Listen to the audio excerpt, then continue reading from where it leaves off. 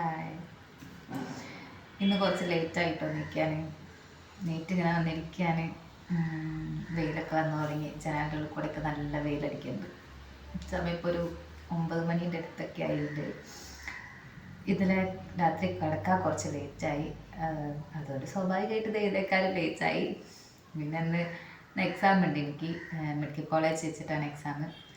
അപ്പം അവിടേക്ക് പോകണം, എക്സാമിന് പോകണം.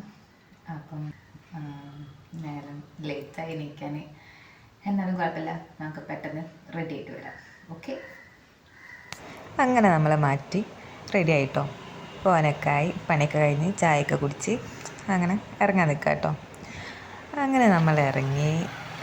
ഇതാട്ടോ ഞങ്ങളവിടുത്തെ റോഡ് കുറച്ച് അങ്ങോട്ട് നടന്നാലാണ് ബസ് സ്റ്റോപ്പ് കുറച്ച് പോകണം, നടക്കാണ്ട് കേട്ടോ. അങ്ങനെ ബസ് സ്റ്റോപ്പൊക്കെ എത്തി, ബസ്സൊക്കെ കയറി കോഴിക്കോട് റെയിൽവേ സ്റ്റേഷനിലെത്തിയിട്ടോ. ട്രെയിന് പോകുന്നുണ്ട്. ഇന്ന് തൊണ്ടയാട് മൈജിയിൽ ഇനോഗ്രേഷൻ ആയിരുന്നു. ഇനോഗ്രേഷന് വന്നത് കുഞ്ചക്കോബനും മഞ്ജു വാര്യരാണ്. അപ്പോൾ അവർ രണ്ടുപേരും കണ്ടു.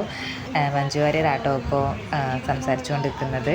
അങ്ങനെ നമ്മൾ സ്കൂളിലെത്തി. സ്കൂളിൻ്റെ നേരെ ഓപ്പോസിറ്റ് തന്നെ ടേസ്റ്റി ഹട്ട് എന്ന് പറഞ്ഞിട്ടൊരു റെസ്റ്റോറൻ്റ് ഉണ്ട്. അവിടെ കണ്ടില്ല, നല്ല കറുത്ത പുകയായിരുന്നു ആദ്യമൊക്കെ പോയിക്കൊണ്ടിരുന്നത് ഞാൻ വരുന്ന വഴിക്ക്.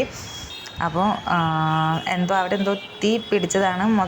മൊത്തത്തിൽ തീ പിടിച്ചതല്ല, ആ പുക പോകുന്ന കുഴലിൻ്റെ തീ പിടിച്ചതാണ്.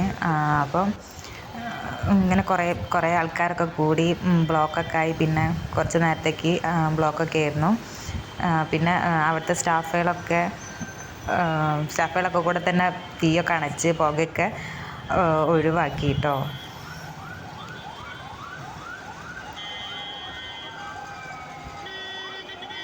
ആ സമയത്ത് ഫയർഫോഴ്സ് എത്തിയില്ലായിരുന്നു. അപ്പോൾ പിന്നെ അവിടുത്തെ സ്റ്റാഫുകൾ തന്നെയാണ് തോന്നുന്നത്, അവരെന്നെ തീയൊക്കെ അണച്ച് സെറ്റാക്കുന്നുണ്ട് കേട്ടോ.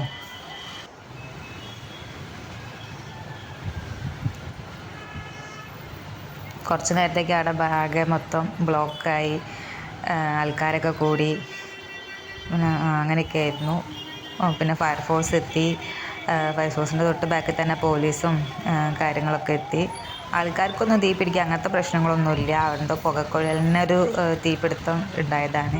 പിന്നെ ഫയർഫോഴ്സൊക്കെ നോക്കിയൊക്കെ കാര്യങ്ങളൊക്കെ ചെയ്തു. ഇതാണ് പിന്നെ ഞാൻ സ്കൂളിലേക്ക് കയറി. ഇതാണ് കേട്ടോ സ്കൂള്.